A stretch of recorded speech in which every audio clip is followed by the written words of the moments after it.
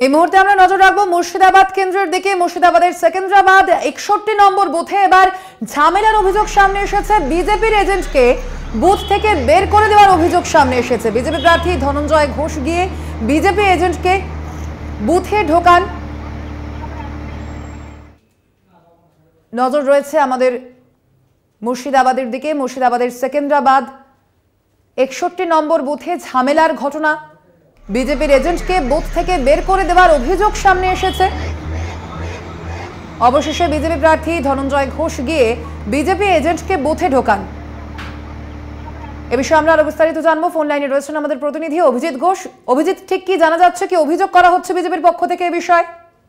দেখো স্বর্ণালী, এই ক্ষেত্রে বিজেপি সরাসরি শাসক দলের বিরুদ্ধে একটা অভিযোগ তুলছে। তারা নাকি বিজেপির যে এজেন্ট ছিল 61 নাম্বার যে বুথ রয়েছে সেকেন্দ্রাবাদ প্রাথমিক বিদ্যালয়, সেই প্রাথমিক বিদ্যালয়ের যে বিজেপির এজেন্ট ছিল তাদেরকে বের করে দেওয়া হয়েছিল, এমনটাই অভিযোগ করে।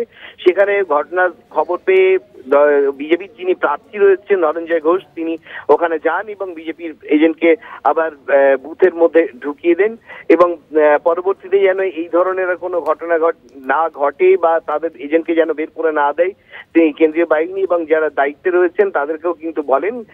দেখো যে এখানে কোনো অশান্তির ঘটনা যদিও ঘটেনি, তবে বিজেপির পক্ষ থেকে যেটা জানানো হচ্ছে যে শাসক দল এটা এক পেশে ভোট করানোর জন্যই কিন্তু এই তাদের এজেন্টকে বের করে দেওয়া হচ্ছে, এমনটাই অভিযোগ করা হচ্ছে। যদিও এই বিষয়ে শাসক দলের বক্তব্য যে তাদের এজেন্ট এখানে তাদের জমি শক্ত নেই, অর্থাৎ তাদের কোনো এজেন্ট আসেও নি, তাদেরকে বের করে দেওয়া হয়নি। কারণ এখানে দেখো যে কেন্দ্রীয় বাহিনীর জওয়ানরা আছে এবং এছাড়াও যারা প্রশাসনের পক্ষ থেকে লোক আছে এবং ভোটকর্মীরা আছে, তাদের যেটা জানাচ্ছে তাদের যেহেতু সকলে আছে, কারোকে বের করে দেওয়া হয়নি, বিজেপির এজেন্ট আসেনি, অহেতুক তাদের উপর এই অভিযোগ চাপানো হচ্ছে।